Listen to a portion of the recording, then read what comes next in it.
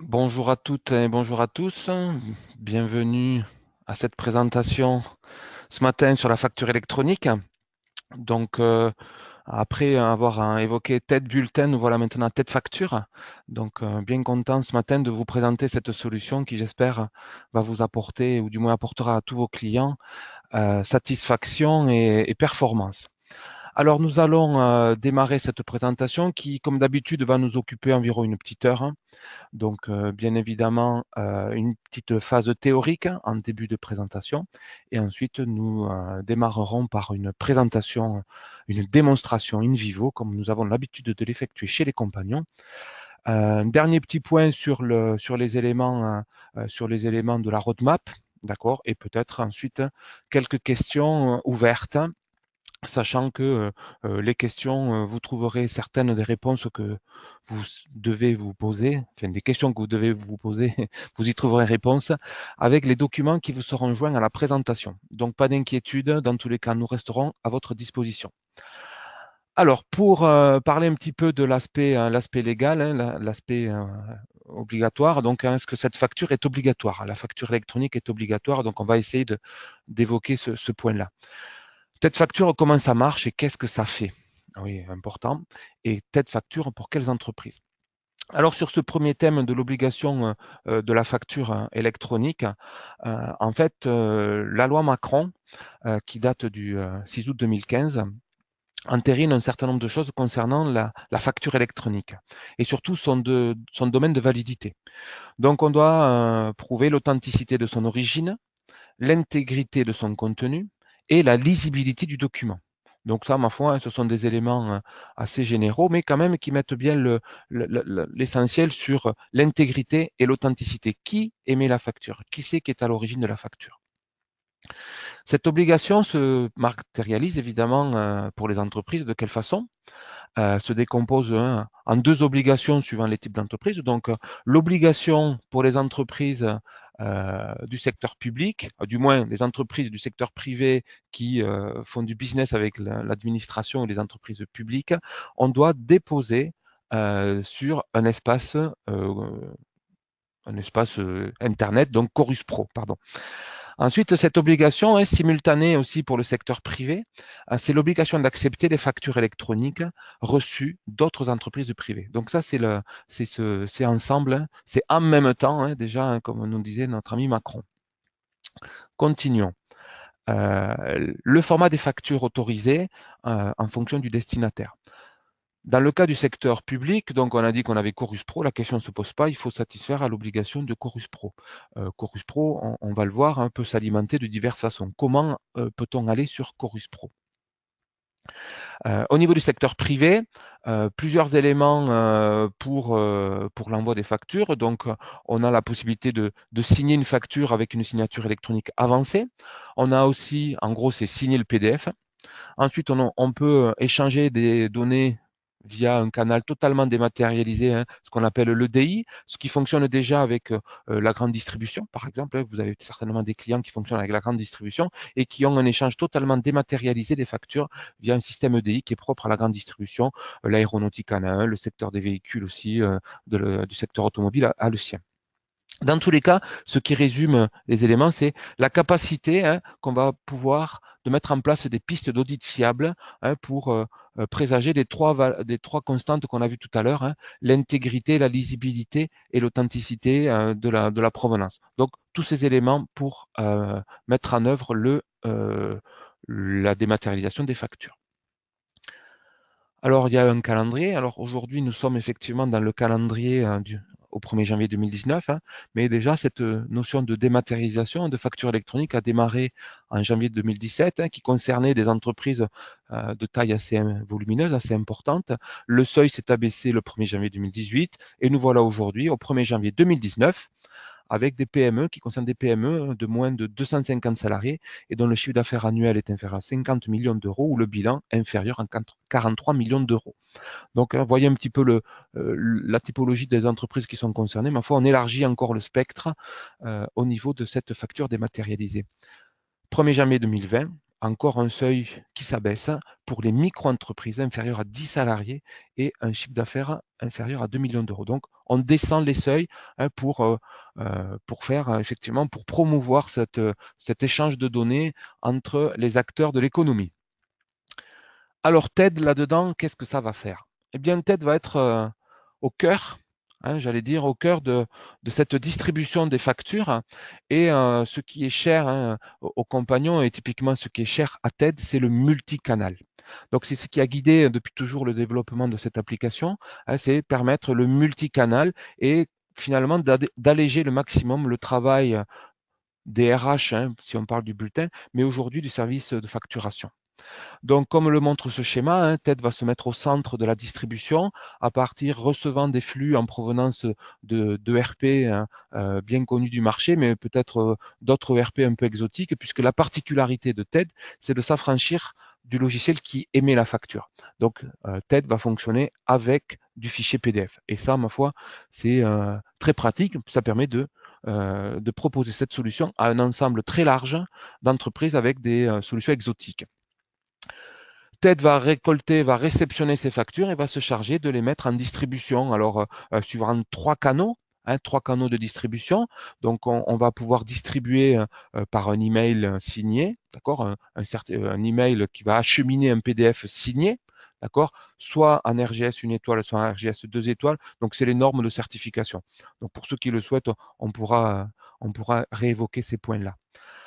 On va pouvoir transmettre les factures via un courrier rematerialisé. D'accord, on confie à la poste le soin d'imprimer et de mettre sous pli à franchir la facture pour les clients qui veulent du papier. Et enfin, pour ceux qui veulent pour ceux qui sont dans l'obligation de distribuer sur Chorus, on déposera sur le portail Chorus. Simultanément à la prise en charge de ces documents, nous allons vous proposer un archivage sur les archivage 11 ans dans un coffre-fort d'entreprise qui est proposé par DocaPost. Et DocaPost, vous le savez certainement, c'est une filiale de la Poste. Voilà, donc vous avez vu, nous sommes très liés à la Poste compte tenu des belles solutions qu'ils nous proposent. Voilà pour le schéma fonctionnel de l'application de TED. Concrètement, les fonctionnalités de TED. Donc, pour ceux qui ne connaissent pas, on a déjà TED pour le bulletin. Aujourd'hui, TED Facture, mais c'est le même fonctionnement. Solution en mode SaaS, accessible depuis un navigateur. C'est indépendant de tout logiciel de facturation. On va gérer des scénarios simples, d'accord, des scénarios complexes, ce n'est pas pour TED, ce sera pour un autre de nos outils qui s'appelle TAI. On a un envoi multicanal automatique.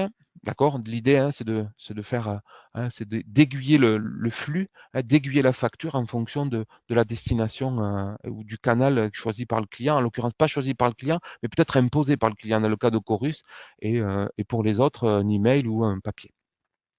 On peut ajouter des pièces jointes, CGV, lettre d'information. On a une interface utilisateur et destinataire en ligne. Donc, les deux intervenants pourront consulter les factures, donc l'utilisateur et le destinataire. On a un suivi des événements. Qu'est-ce qui s'est passé? Donc, avec un retour éventuellement d'erreur, etc. Donc, c'est très pratique depuis un seul et unique espace. L'installation et le paramétrage est simple, puisqu'il n'y a pas d'installation. Le paramétrage, il est simple, bien évidemment, comme toujours sur TED. Nous proposons depuis peu une prestation de formation en e-learning, ce qui va vous permettre d'accéder à des vidéos, encore une fois tournées par moi, donc à votre grand désespoir peut-être, donc d'accéder à de la formation en e-learning pour vous permettre, et pourquoi pas à vos clients aussi, d'accéder à un paramétrage en autonomie. Les plannings sont blindés, chargés, comment faire? Pas de contrat chez Maileva, chose qu'on a vu il y a quelques semaines autour de TAI où on avait la nécessité d'avoir un contrat. Là, pas de contrat, on est en direct. Le flux est partagé avec le partenaire. D'accord? Le flux facturé par le partenaire, mais aussi quelque part, il est partagé, ce qui veut dire avec une rémunération, puisque vous allez pouvoir le proposer à vos clients au tarif que vous voulez. Donc, quand je dis partagé, oui, mais facturé aussi. Donc, les deux sont vrais. Cet archivage légal, ma foi, qui est bien pratique et qui satisfait à la piste d'audit fiable, pratique. La signature électronique, ça c'est pour garantir l'authenticité et l'intégrité. Évidemment, vous payez à la consommation. Le client, je paie que ce que je consomme. Donc ça, c'est toujours assez intéressant de l'avoir. Alors, oula, qu'est-ce que j'ai fait? Donc j'y suis, pardon. Je me mélange les pinceaux. Alors, tête facture, c'est pour quelles entreprises L'idée, c'est de pouvoir proposer TED facture pour tous les logiciels de facturation, pour tous les types de clients, privés ou publics. Eh oui, parce que certaines activités publiques émettent des factures vers le secteur public, public vers public. Et il faut avoir un outil pour distribuer sur la plateforme Chorus. L'intérêt, l'idéal, c'est pour l'archivage un coffre-fort électronique. Donc là, pour le coup, on est vraiment dans un coffre-fort d'entreprise. Euh, idéal pour les besoins de flexibilité, c'est souple, c'est pratique, et pour les chasseurs de coûts et qui ont besoin effectivement toujours d'en demander plus à leur service. Voilà, un petit peu pour TAI. Alors ce que je vous propose maintenant, c'est de passer in vivo sur le fonctionnement de cette plateforme TED, et comme nous avons l'habitude de le faire, avec une présentation en vrai, si je peux dire. Alors, nous voilà maintenant sur la plateforme TED que certains connaissent pour déjà occuper et se charger de distribuer les bulletins. Donc aujourd'hui, elle amène une fonctionnalité supplémentaire, c'est celui de la facture. Donc l'accès se fait toujours par le navigateur et avec des droits d'accès et des autorisations évidemment qui sont filtrés par la plateforme. L'écran d'accueil est toujours le même, à l'identique de celui qui est pour le bulletin. Nous allons retravailler cette interface de tableau de bord, mais dans l'immédiat, nous nous sommes concentrés sur le fonctionnel de la prise en charge. Un menu qui s'est rajouté sur la partie gauche qui concerne les factures. Bien évidemment, les deux domaines bulletin-facture peuvent être étanches l'un de l'autre, puisque la plateforme va être utilisée aussi pour les bulletins et pour la facture. Donc ça, c'est un petit aparté. Donc au niveau du traitement, c'est simple. Comme d'habitude, j'allais dire pour ceux qui connaissent le traitement du bulletin. Donc je vais déposer un lot de factures. Alors ce lot de factures, c'est quoi? C'est utiliser un fichier PDF. Donc le voilà. Mon ERP a produit un fichier PDF de X pages, là en l'occurrence 13 pages, qui concernent des factures de divers clients. Donc l'idée, c'est d'imprimer vers un fichier PDF issu de la facturation, du logiciel de facturation. Nous allons déposer ce flux sur la plateforme et qui va être immédiatement reconnu par la plateforme avec des zones qui sont automatiquement décelées, des zones qui sont automatiquement trouvées, et la machine est en capacité de faire un lien avec la société qui émet la facture. D'accord? Voilà, tout simplement, avec la possibilité de le voir. Alors, pour ceux qui se poseraient la question sur le pavé rouge, ce pavé rouge, c'est l'emplacement de l'étiquette que va apposer Maileva dans le cas de la rematérialisation papier. Donc, il faudrait mettre dans ce cadre hors l'adresse. On peut naviguer dans les pages et on voit que les factures, on voit que sur la partie droite, les factures, sont décryptées et les données, les variables sont lues une à une, un petit peu comme on a l'habitude de le faire pour le bulletin. Donc, très simple au niveau du dépôt. Bien évidemment, un travail préalable aura été fait, c'est celui de faire des formats de documents. Nous y reviendrons tout à l'heure. Que fait la plateforme? Elle prend le flux, le saucissonne, d'accord, et va en extraire les clients et les factures. D'accord? Donc me voilà ici avec mes factures, d'accord? Possibilité de les contrôler. D'accord? Ma facture, elle est ici. D'accord? Je peux la consulter et bien voir qu'elle a été individualisée au regard des autres factures. D'accord? Je vois l'amplitude des pages et on va regarder, une de ces factures, elle est intéressante puisque c'est la mairie de Jure. Donc, vous voyez, la mairie de Jure doit alimenter Chorus. Et donc là, par une mécanique liée au format du document, et je peux voir déjà que l'information concernant Chorus est renseignée puisque c'est le SIRET du destinataire qui va permettre de faire le lien avec la plateforme. Donc là, on continue, donc toujours rien à faire, je transmets mes factures. Cette facture qui était jusqu'à présent sur le réseau local va être saucissonnée, cryptée, remontée sur la plateforme en attente de validation. Donc la validation qui va consister effectivement à distribuer les factures. Donc cette distribution des factures va s'effectuer effectivement après un contrôle. Donc ce contrôle qui est rendu nécessaire, bien évidemment, pour des questions de validité et peut-être de personnel qui va faire le traitement. Alors je voudrais m'arrêter avec vous quelques secondes sur cet écran. Cet écran présente la liste des factures à envoyer et comme toujours, on trouve la notion de statut, le nombre de documents, le nombre de pages, et ce qui va m'intéresser ici, c'est la méthode de remise. Donc cette méthode de remise, c'est le canal de distribution. D'accord? Ce canal de distribution, on voit que il a été défini par défaut. Ça veut dire que la plateforme l'a trouvé toute seule. Alors, comment elle a fait ça? Donc, regardez, la mairie de Jure, elle voit que ça va être déposé dans Chorus. On voit que pour tous les clients pour lesquels on a trouvé une adresse mail sur la facture, eh bien, ça va être envoyé par RGS 2 étoiles. Pour celui en l'occurrence notre ami Platy, qui n'a pas d'adresse mail, à ce moment-là, la facture va lui être distribuée par courrier. Donc, une attribution d'un canal de façon automatique en fonction de mécaniques simples. J'ai un email et je ne suis pas du secteur public, j'envoie par mail. Si je suis du secteur public et que le paramétrage de mon format de document l'amène, à ce moment-là, je suis acheminé par Chorus. Rien n'empêche dans tous les cas de définir un canal qui serait par exemple pour notre ami Perle, quand bien même il ait une adresse mail, lui, il m'a demandé expressément de recevoir ses factures par courrier. Pas de souci. Donc là, on peut prévisualiser l'enveloppe, c'est-à-dire on peut prévisualiser la facture qui va être envoyée à notre ami, à notre client, et on va définir ici, on va forcer, j'allais dire, le canal, d'accord, qui est celui du courrier en l'occurrence, puisque c'est ce que m'a édicté mon client parce qu'il ne voulait pas les recevoir par mail. Petite chose qui est intéressante au niveau de la facture, je ne voulais pas préciser, mais cette facture qui est ici, je l'ai adjointe, on le voit, de conditions générales de vente. Donc au sortir de l'ERP, il n'y avait pas les conditions de vente. J'ai pu ajouter des conditions générales de vente à la page 2. Donc je suis venu l'insérer directement dans la facture à traiter. Voilà, donc je vais enregistrer. Donc je viens de positionner un canal par défaut pour ce client-là, quand bien même il y a une adresse mail, donc je le positionne. Je vais confirmer l'envoi de toutes les enveloppes. Et là, qu'est-ce qui se passe? Concrètement, je vais distribuer les factures. Alors, comme toujours, on va se faire acheminer, comme nous sommes sur un compte de démo, nous allons nous faire acheminer les factures ou les documents via un email, puisque je suis sur une plateforme de démo et là, Scorus ne propose pas une plateforme de démo sur laquelle on peut aller déposer les documents. Sachez dans tous les cas qu'on aura un retour au niveau de la plateforme, on aura un retour de la prise en charge de la facture dès lors qu'elle sera déposée sur Chorus. Voilà. Donc, si je vais voir sur mon document, sur mes emails, si je peux dire, donc on va trouver les emails qui symbolisent ou qui simulent, pardon, le process, qui simule le traitement, d'accord, d'un envoi, en l'occurrence, un envoi par courrier. Si on reprend notre ami Jure, là, on a un envoi par Chorus Pro.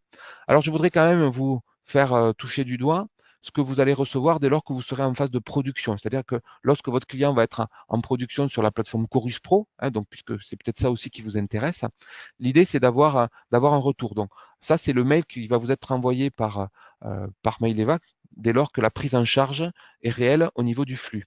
Donc, vous voyez, on a un petit baratin très bien qui explique, mais sur la partie basse de l'email, on a toutes les informations qui concernent le flux en question. Cette facture-là, comment va être traitée celle-ci. Donc, vous voyez, on trouve tous ces éléments directement dans le corps du mail pour dire que la facture a bien été prise en charge dans le cas d'une distribution, en l'occurrence, pour Chorus. Voilà. Donc là, toujours une petite phase, j'allais dire, de démo, hélas, où on ne peut pas vous montrer en réel. Mais pas de crainte, ça fonctionne très bien en réel.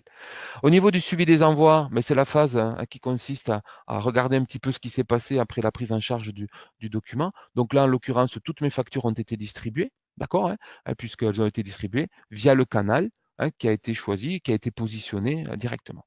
Alors, ce qui est intéressant sur la plateforme, on le disait tout à l'heure, c'est au niveau de l'archivage. On vous propose aujourd'hui donc un archivage dans un coffre-fort.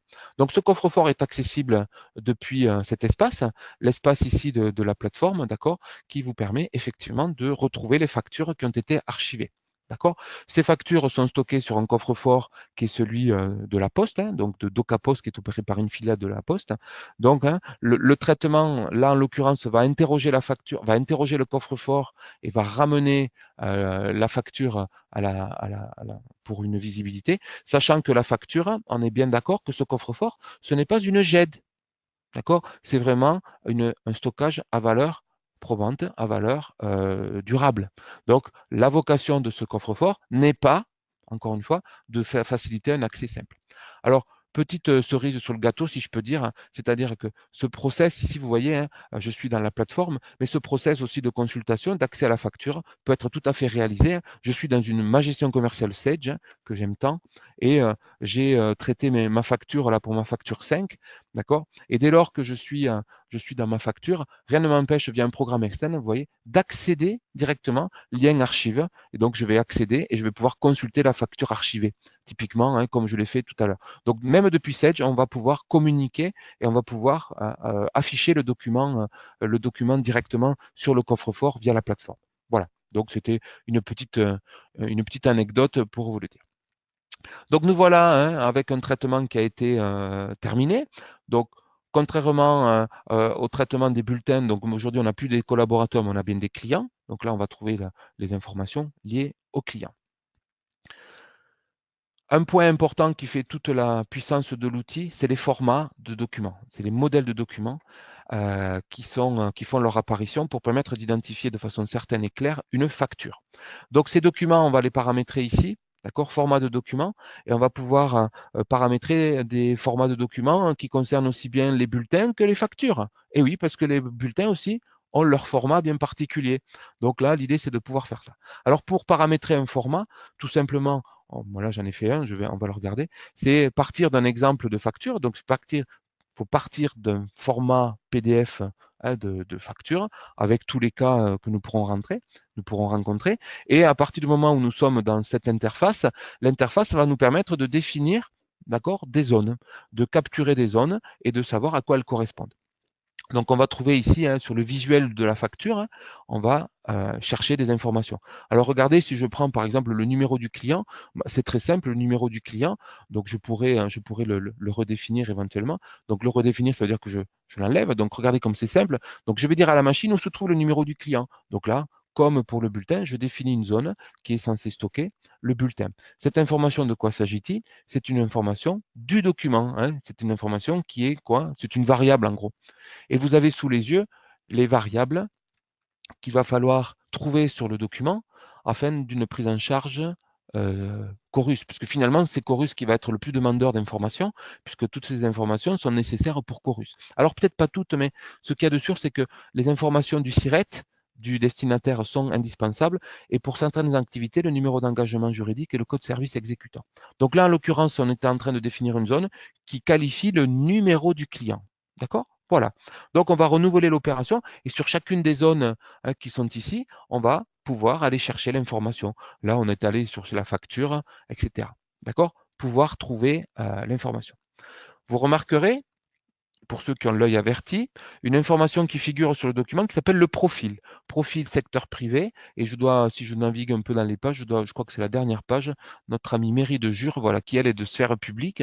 C'est-à-dire que sur le document doit figurer, j'allais dire, l'élément qui identifie précisément que cette facture est à destination d'une administration publique. Donc les gens qui traitent avec l'administration publique, le secteur public, je vais y arriver, hein, donc savent quelles sont les factures qui doivent partir. Donc là, hein, il faudra qu'on puisse le trouver sur le document, tout comme on trouve le code postal, tout comme on trouve le SIRET, tout comme on trouve l'email. Donc l'information de la destination ou le fait que ça doive être distribué sur Chorus Pro. Donc important. Voilà pourquoi on va évoquer maintenant la notion de page. Qu'est-ce qui identifie une page? D'accord? Donc ça va nécessiter effectivement une petite prise en main pour définir que là, je suis sur une page un peu particulière. C'est une page qui qualifie une facture. Ah oui, alors c'est idiot, mais c'est marqué dessus. Donc voilà, ici, on a l'information hein, qui permet de définir une page. Qu'est-ce qui définit une page pour un client qui est pour le secteur privé?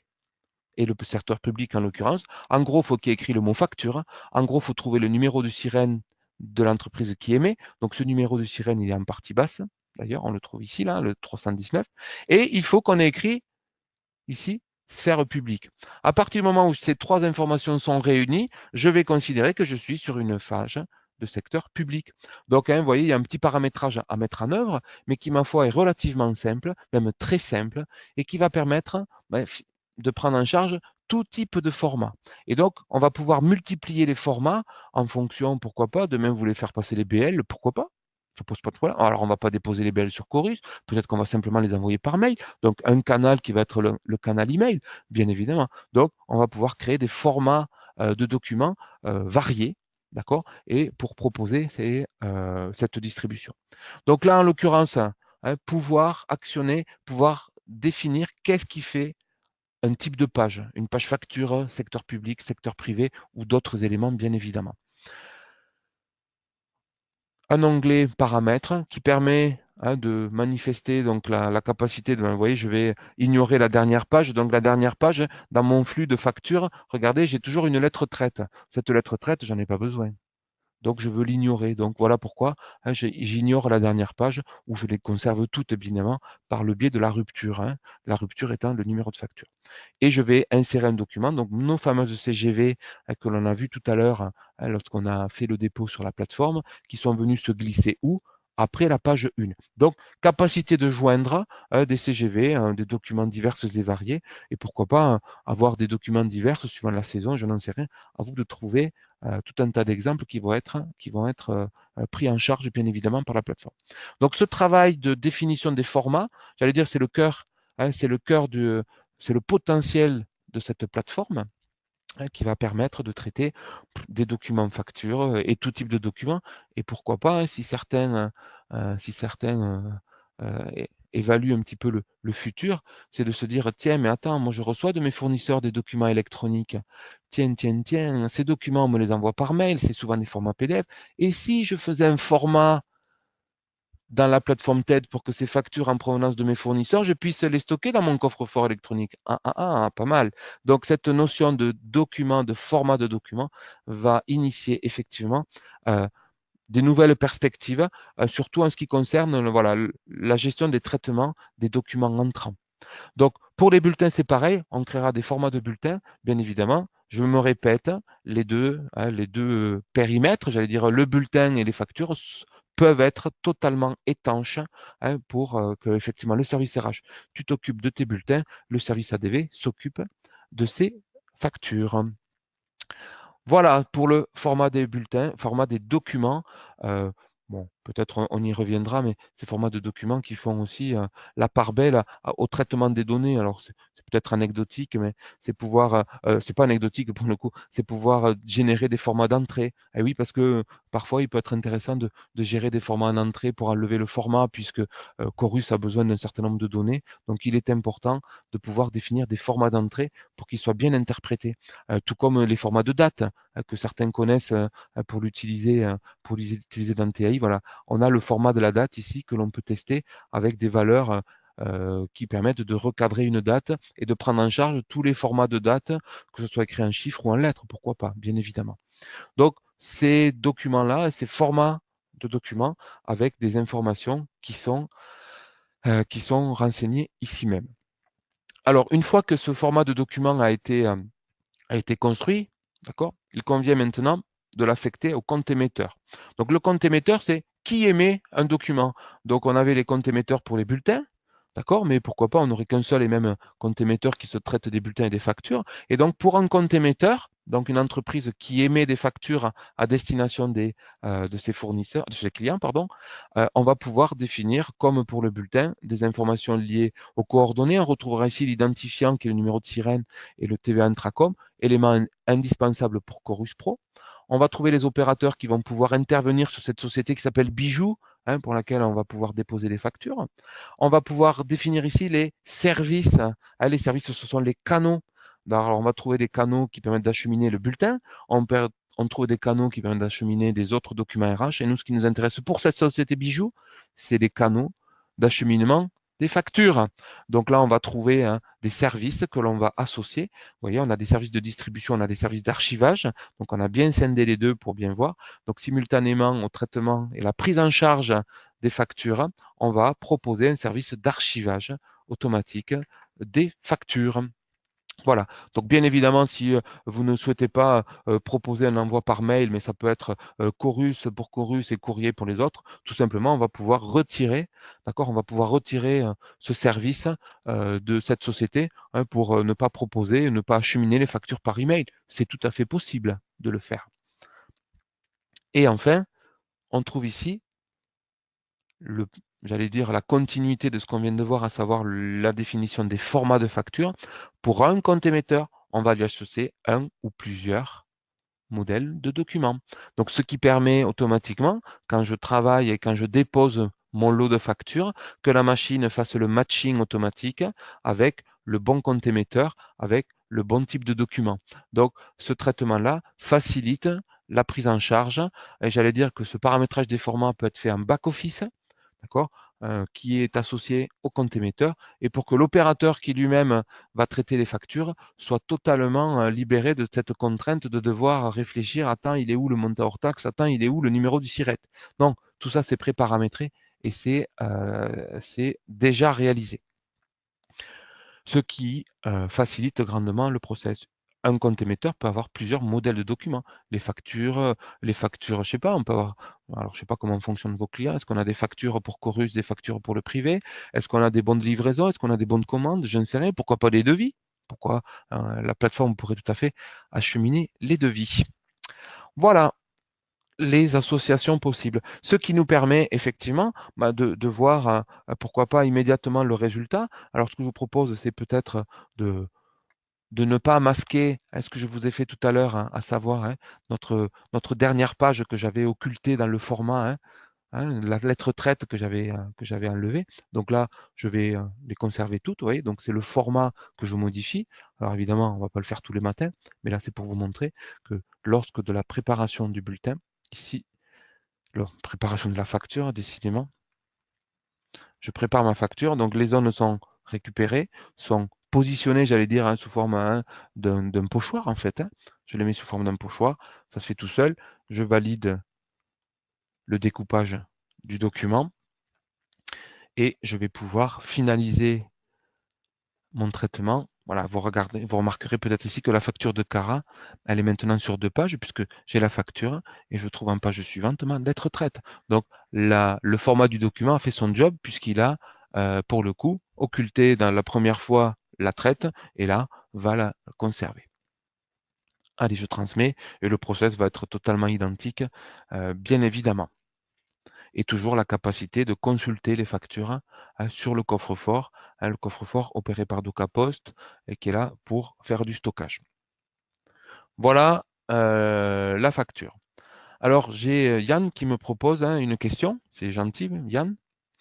Alors il me demande si TED embarque des workflows de validation des factures en fonction du type de document et des scénarios simples.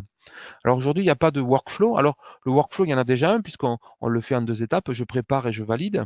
Donc ces étapes-là peuvent être faites par des personnes différentes. Mais aujourd'hui, on n'a pas de workflow d'information. Alors ça va arriver. Ce sont des éléments qui vont arriver puisqu'on nous les demande typiquement pour le bulletin. Alors ce qui va être fait pour le bulletin sera aussi porté sur la facture. Ce sont des éléments qui vont être validés. Alors c'est vrai que la facture en général, vous me contredirez si je dis une bêtise, en général c'est le service ADV qui le fait et puis ça se fait dans la foulée, je prépare, j'envoie. C'est rare le cas où ce sont des personnes différentes dans une entreprise qui font l'un ou l'autre des traitements. Bon, à voir. Alors Isabelle me pose une question, quelle version de Sage? Eh bien Isabelle, la réponse, elle se trouve tout à l'heure dans le petit PowerPoint que j'ai préparé, que je vous ai montré.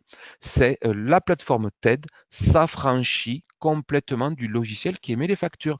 Donc si vous avez un client qui est encore en version Sage, version 11 ou version 8, ça marchera. D'accord? Donc on s'affranchit du logiciel qui émet la facture et on s'affranchit surtout de la version. Suivez mon regard. Donc, pas de problème disponible. Ensuite, Isabelle, toujours, merci Isabelle. Est-ce qu'on peut avoir plusieurs adresses mail pour une facture? Non, on ne peut avoir qu'une adresse mail pour une facture. D'accord? Ce sont les contraintes qui nous sont dictées par Chorus. Puisque Chorus nécessite aussi une adresse mail, qu'une seule adresse mail. Alors, oula, ça arrive. Pascal, y a-t-il une solution prévue pour automatiser l'intégration des factures? Oui, Pascal, je vais le présenter dans la dernière partie de mon PowerPoint. Donc, les questions arrivent. Alors, je ne vais pas pouvoir y répondre à toutes. Ce que je vous propose, posez vos questions. Nous les aurons et nous vous ferons une FAQ. Donc, cette FAQ que vous retrouverez aussi, on avait déjà fait une FAQ. C'est pouvoir y accéder. Pas de souci. Alors, je vois que les questions arrivent. Je suis ravi. Je vous en remercie. Alors, je ne vais pas pouvoir répondre à toutes les questions. Pour répondre au principal, donc Pascal, il me posait une question. allez, je vais y arriver, pour automatiser les flux, le traitement des flux. Alors oui, nous allons proposer, et c'est ce que je vais vous montrer immédiatement, nous allons proposer deux mécaniques supplémentaires pour vous permettre de déposer, j'allais dire, de façon plus automatique, d'accord, plus automatique l'élément. Donc, alors regardez, on va finaliser avec ça. Hop, voilà. Euh, Quelles sont les prochaines étapes de TED, puisqu'il faut en parler effectivement. Donc TED va vous proposer une petite roadmap, d'accord, avec, pour répondre à Pascal, entre autres, une imprimante virtuelle qui permettra une intégration automatique des flux, d'accord, sur la plateforme. Typiquement, je suis dans mon ERP, j'imprime les factures vers une imprimante qui va certainement s'appeler TED, et automatiquement le flux d'impression va être pris en charge, reconnu par le format d'impression, par le modèle de document pardon, dans TED, et va automatiquement s'affecter au bon compte émetteur. Donc, une mécanique automatisée de prise en charge du flux à la source, d'accord, pour un dépôt sur la plateforme. Voilà, donc ça c'est une première chose. La contrainte, vous l'avez compris, il faudra installer cette imprimante. Oui, bon, c'est une petite contrainte. Autre solution aussi qui est faite, qui vous sera proposée d'ici la fin du premier semestre 2019, c'est une mécanique automatique qui permettra d'interroger une adresse mail. Alors imaginons que j'imprime depuis mon ERP, j'imprime les factures et je les envoie par mail à une adresse entre guillemets bidon, une adresse mail bidon qui va réceptionner un lot de factures dans une messagerie. Donc nous, on va mettre un petit service en route qui va réceptionner cet email, qui va détacher le fichier PDF et qui, ce fichier PDF, va être déposé, d'accord, sur la plateforme. Voilà, une autre mécanique pour faciliter l'intégration et pouvoir communiquer plus facilement avec la plateforme. On va mettre ensuite un système de signature électronique des documents, des contrats en l'occurrence. Typiquement, pourquoi on a mis simple? Parce que ça équivaut à un échange de signatures par courrier. D'accord, hein, puisque au niveau des signatures électroniques, on est, j'allais dire, le numérique ou le monde du numérique demande plus que le monde papier. Donc voilà pourquoi on parle de signature simple des contrats. Donc ça permettra effectivement pour des contrats commerciaux, les contrats de travail, attention à la signature simple, sachant que la loi européenne va évoluer, d'accord? Et on attend la reconnaissance des certificats cloud comme étant des certificats de niveau signature qualifiée. Donc, on attend un petit peu ça pour faire ces éléments-là. Ensuite, on va développer aussi une passerelle qui permettra de mettre à jour dans les bases Sage et EBP l'information du traitement. En gros, on va alimenter un champ qui dit la facture a été traitée par tel canal à tel moment par la plateforme. Donc, pouvoir avoir un retour sur les bases de Sage et EBP des comptes rendus d'opération. Pour répondre à une question aussi concernant un bac à sable, donc tout comme pour le bulletin, la plateforme TED propose TED Démo, donc la version de la plateforme que moi j'ai utilisée. Donc bien évidemment, vous pouvez bénéficier de cette plateforme pour faire des tests, évidemment, et pour faire surtout des présentations à vos clients. C'est là l'objectif. Vous pouvez bénéficier de cette plateforme, bien évidemment. Donc l'idée étant de suivre un petit cursus de formation. Donc, puisque le format des documents est quelque chose d'assez particulier, là c'est nouveau, donc il faudra faire ce petit cursus de formation que nous proposerons par e-learning, que je réaliserai dans les jours à venir. Voilà. Et pour conclure, et de façon générale, vous avez une question, vous avez des questions, nous tenons bien évidemment à votre disposition. Voilà. Alors, avez-vous d'autres questions? Alors, je réponds donc les workflows de validation. Non, je n'en ai pas. Je n'ai pas de questions. Alors, qu'est-ce que j'ai comme... donc, je vais vous resaluer de nouveau. Avez-vous des retours sur la GESCOM Cégide? Alors, la plateforme n'est pas encore sortie. Donc, forcément, on n'a pas de retour. Mais toujours est-il qu'on a des retours sur le traitement des bulletins des bulletins Cégide via la plateforme TED. Et ça se passe très, très, très bien. Donc, là-dessus, nous n'avons pas de crainte dès lors que le format de document intègre toutes les données nécessaires pour la prise en charge du flux par TED. Donc, il n'y a pas de souci. Pour l'instant, une question qui m'est posée par Isabelle. Avons-nous d'autres plateformes que Chorus? Non, pour l'instant, nous avons Chorus, sachant que pour la grande distribution, il y a des plateformes qui font ça très très bien avec Atlas 400. Donc, il y a des prestataires qui font ça depuis très très longtemps. Donc, on ne va pas les chasser sur ce périmètre-là. J'ai appris l'autre jour qu'il y avait des plateformes pour Veolia, pour tout le monde du bâtiment. Donc, j'ai découvert ça. Donc, pour l'instant, on va se contenter de Chorus. On va essayer de bien faire Chorus parce que finalement, c'est peut-être le cœur des métiers de nos clients. On va pouvoir le faire. Alors, une question qui me pose. Ah, Karine qui me pose une question fort pertinente. Pour Chorus, si on doit mettre un justificatif de facture, faut-il la fusionner avec la facture? Oui, l'idée c'est de la fusionner avant.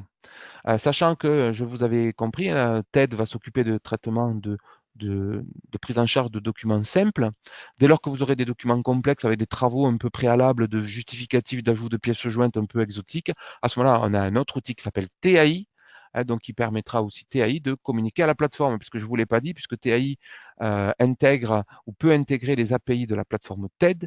Donc, ce qui veut dire TAI peut être sollicité dans l'espace du client, faire des traitements préalables, et TAI va être en capacité de déposer via des API sur la plateforme TED. D'accord? Donc, pour ceux qui suivent, voilà.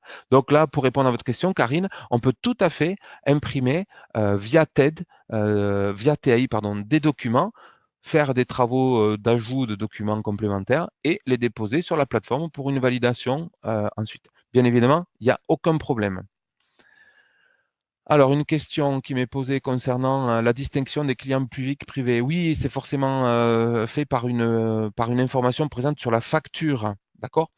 Il n'est pas exclu qu'on mette en place un système qui nous permette d'interroger la plateforme, l'annuaire de Chorus Pro qui fait état des entreprises qui se sont inscrites dessus. Voilà, donc c'est pas exclu dans l'avenir, mais dans l'immédiat, on ne propose pas ce service-là. D'ailleurs, peu de prestataires le proposent. Bon, je vois que les questions arrivent. Je ne vais pas répondre. Alors, une question. Tac, tac, tac, tac, tac, tac. Non, Mireille, ce n'est pas compatible avec l'EDI des grandes surfaces. Non. Alors, l'avenir nous le dira si la demande est forte, mais pour l'instant, non. Courrier, email, Chorus Pro. Voilà les trois canaux qui sont proposés aujourd'hui via cette plateforme.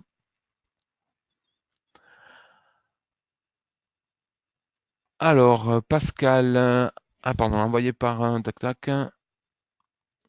Alors, au niveau de l'archivage, alors je répète à l'envie, TED et là, le coffre-fort n'est pas une GED. Le coffre-fort n'est pas une GED.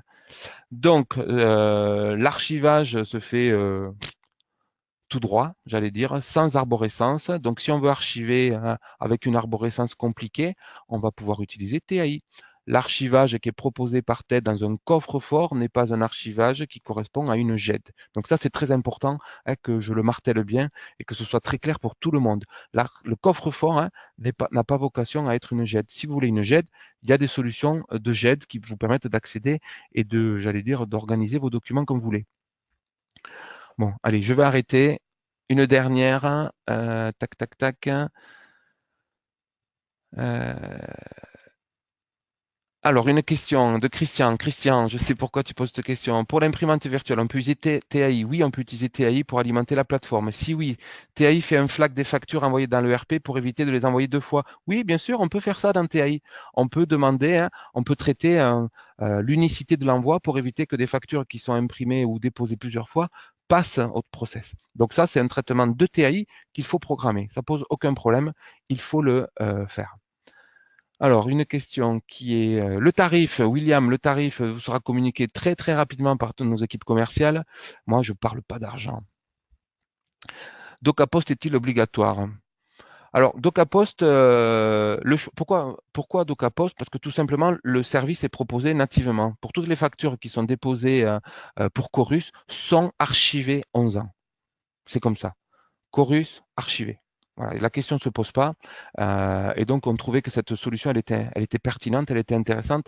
Vous connaissez aussi notre attachement à être indépendant de tout un système et puis d'utiliser une entreprise franco-française, hein. La Poste, c'est franco-français. DocaPost est une filiale de la Poste. Et donc, nous essayons d'intégrer toutes les solutions de DocaPost au sein de nos applications. Voilà pourquoi DocaPost a été choisi. L'archivage ne se pose pas. Donc, la question, c'est oui. Dès lors qu'on va utiliser TAI ou la plateforme, dans tous les cas, on passe par DocaPost et l'archivage, il est dans le tarif. Il n'est pas dissociable.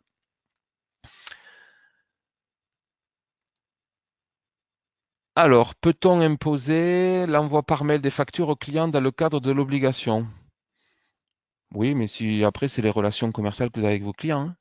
Aucun souci, vous pouvez l'imposer. Mais si votre client il vous dit, mais écoute, si tu continues à envoyer les factures par mail, je vais voir chez ton concurrent, je pense que vous lui enverrez les factures avec un autre canal, tout simplement. Donc, on ne peut pas forcer quelqu'un, on ne peut pas lui mettre un couteau sous la gorge et disant, tu vas recevoir mes factures par email. Ça dépend des relations commerciales que vous avez avec vos clients. Donc, il n'y a que vous qui pouvez choisir, il n'y a que vous qui pouvez décider si vous imposez ou non. Sachez toutefois qu'un client est libre d'aller où il veut. Donc, si effectivement la seule mécanique que vous lui proposez, que vous lui imposez, c'est l'email, il est fort possible que ce client vous dise non, c'est bon, j'en veux pas, au revoir. Alors, bon allez, je vous propose, allez, je vais arrêter parce que je vais pas m'en sortir. Donc ça arrive, ça arrive. N'hésitez pas, continuez à poser vos questions. Nous les avons toutes. Nous vous ferons une FAQ. Nous vous transmettrons cette FAQ à vous tous participants. Pas de crainte. Donc n'hésitez pas à en poser. Donc je vais vous libérer tout comme moi. J'ai chaud. Et je vous souhaite une bonne journée. J'espère très rapidement avoir de vos nouvelles. Cette plateforme, je pense, offre une solution simple, efficace, sécurisée de prise en charge des factures que nos clients, que vos clients adressent eux-mêmes à tout leur écosystème. Merci à tous, merci à toutes. À très bientôt.